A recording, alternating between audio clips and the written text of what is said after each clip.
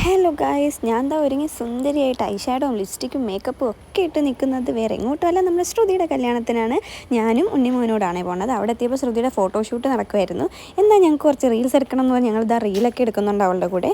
അത് കഴിഞ്ഞപ്പോഴത്തേക്ക് ഇതാ ചെക്കനെയും പെണ്ണിനെയൊക്കെ വെൽക്കം ചെയ്യാനായിട്ട് താലമൊക്കെ എടുക്കുവാണേ.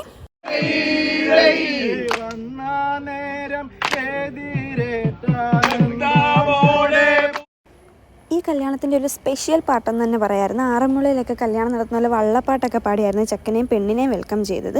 അങ്ങനെ അത് കഴിഞ്ഞ് ഇതാ കല്യാണമൊക്കെ തുടങ്ങി. കല്യാണത്തിന് താലികെട്ടൊക്കെ കഴിഞ്ഞ് ഇതാ ശ്രുതി ബാച്ചിലർ ലൈഫൊക്കെ കഴിഞ്ഞിട്ടൊരു കുടുംബിനിയായിരിക്കുന്നു ഗൈസ്. കൃഷ്ണയുടെ ചാനൽ നിങ്ങൾ സബ്സ്ക്രൈബ് ചെയ്യണം, ബെൽ ബട്ടൺ ഷെയർ ചെയ്യണം, ലൈക്ക്.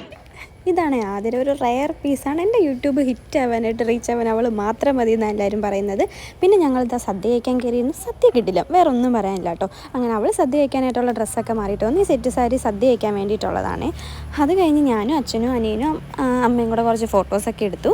ഫോട്ടോസും വീഡിയോസും ഒക്കെ എടുത്തിട്ടോ. പിന്നെ ഞങ്ങളിതേ ശ്രുതിയുടെ ഫോട്ടോഷൂട്ട് കാണാൻ കുറച്ച് നേരം അവിടെ പോയി നിന്നു. അത് കഴിഞ്ഞപ്പോൾ തന്നെ അവൾ അടുത്ത ഡ്രസ്സ് ഇടാനായിട്ട് പോയി. പിന്നെ അവൾക്കായിട്ടുള്ള വെയിറ്റിംഗ് ആയിരുന്നു കേട്ടോ. ഇതെല്ലാം എൻ്റെ ഫ്രണ്ട്സാണ്, എൻ്റെ കൂടെ സ്കൂളിൽ പഠിച്ചതാണ്.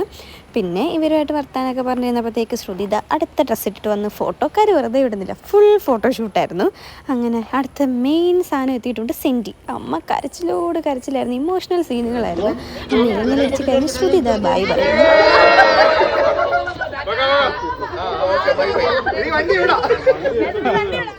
അപ്പോൾ ടാറ്റ ബൈ ബൈ ഗൈസ്.